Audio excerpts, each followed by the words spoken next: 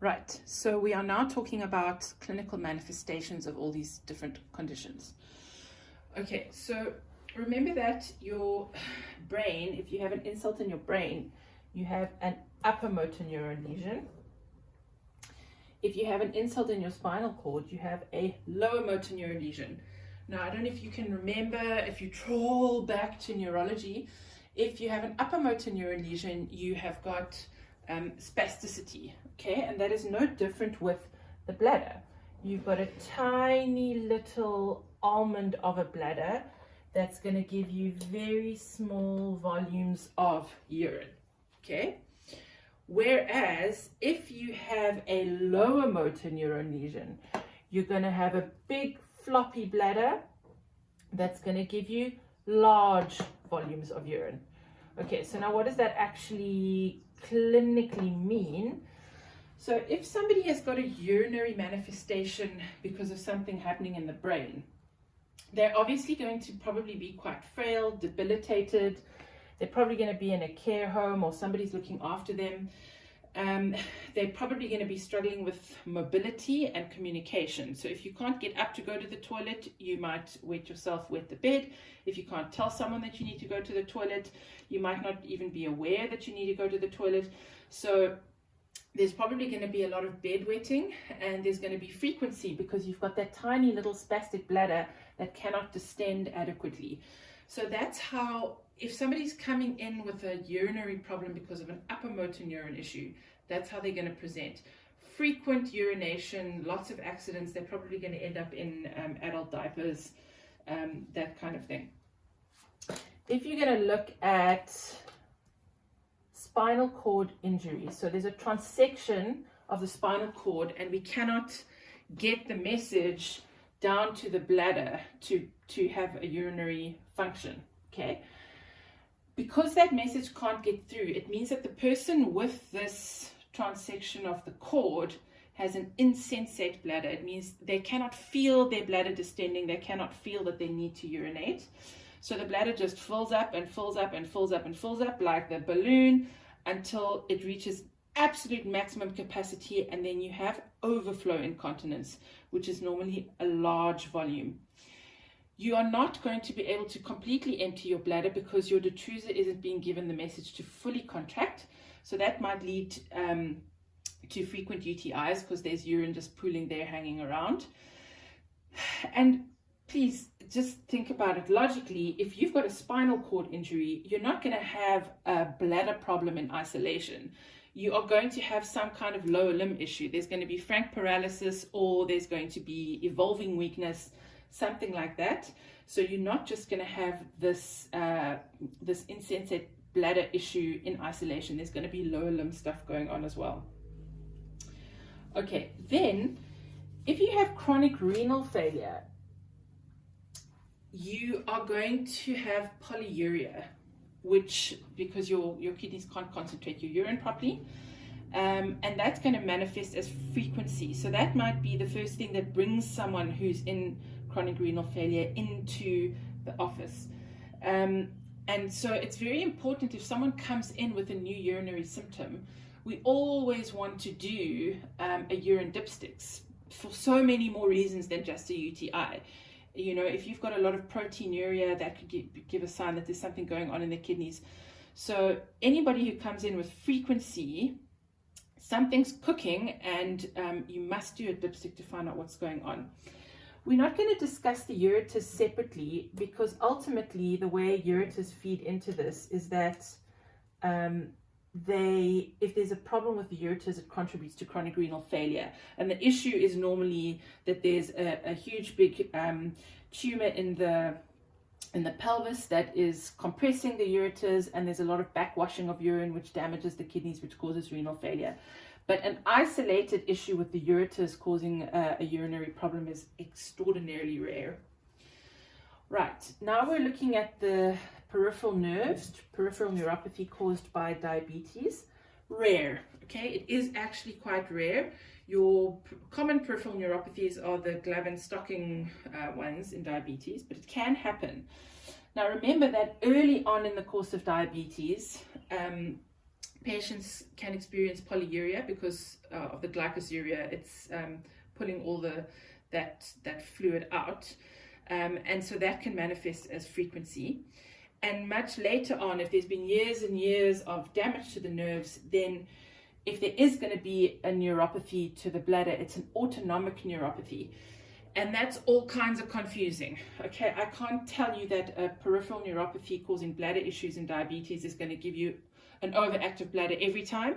It does sometimes. Sometimes it gives you an underactive bladder. But the message is, if you've got someone who's got well-established diabetes, they've been diabetic for a long time, and now suddenly they start manifesting new urinary symptoms, you need to check, because it could be related to peripheral neuropathy, but also equally as much, remember that diabetes causes chronic renal failure. Okay, so you must take a closer look at that to find out what's going on in a diabetic. All right, then if we move on to our detrusor instability, overactive bladder, the hallmark symptom of an overactive bladder is urgency. You feel the need to pee, so the feeling is very definitely there. It is absolutely uncontrollable. If you don't get to a bathroom immediately, you are going to wet yourself. Sometimes even if you do get there and the bathroom is very close, you have accidents all the time. So urgency is that intense urge to go. Urge incontinence is if you wet yourself after having had that urgency. If you have the urgency and you make it to the toilet on time, then you don't have the urge incontinence. You just have the urgency. Nocturia is another hallmark of overactive bladder, because what's happening, your detrusor muscle is just doing disco contractions whenever it wants. It's not keeping 9 to 5 hours, office hours. It contracts whenever it wants, including at night. So if you're getting up to pee more than 3 times a night, that's a huge problem, and that's very disruptive of your sleep. It's usually a large volume of urine that is passed. It can happen, so your detrusor can contract while you're having sex, and then you have this enuresis while you're during coitus, which is horribly embarrassing. And what I've put here is that there's a huge impact on quality of life, right? If you're constantly wetting yourself with large volumes of urine, you stop going out because it's embarrassing. You won't go anywhere if you don't know where the toilets are. So women tend to hermitize and become very isolated. Okay, then if we're looking at the mucosal lining itself, the commonest irritant is going to be a UTI. Look, that's it's a bacterium, okay? Just go with it. Okay, so UTI is going to be your commonest one. UTI is going to give you urgency, frequency, possibly hematuria, and a UTI is going to give you dysuria. Okay, what else can cause irritation of the mucosal lining? Well, a great big bladder cancer tumor is going to irritate the mucosal lining. That's going to give you urgency, possibly frequency, and it's going to give you hematuria. It's not going to give you dysuria. Okay, dysuria is your infection. And then another thing that can cause irritation in there is bladder stones. Again, urgency, definitely. It can give you frequency and it can give you hematuria. So you're always going to want to do a urine dipsticks, as we've established, when there is a urinary symptom. And if you see blood in the urine, granted, it could be something like an E. coli UTI, but then you are going to be worried also about stones or even bladder cancer, depending on the context of the patient and the rest of the story. Okay, if you have a hole in your bladder that is communicating with the vagina, okay, you're going to have a constant dribble of urine. Okay, you are going to be constantly wet. It's a horrible, horrible situation to be in. Again, also huge impact on quality of life. If it's because of an obstetric reason, there's going to be a history of either a seizure or of profoundly severe CPD and obstructed labor, where that necrosis of the vesicovaginal septum occurs. This is very uncommon in our country. In our setting, it's going to be much more related to a Caesar lower segment injury.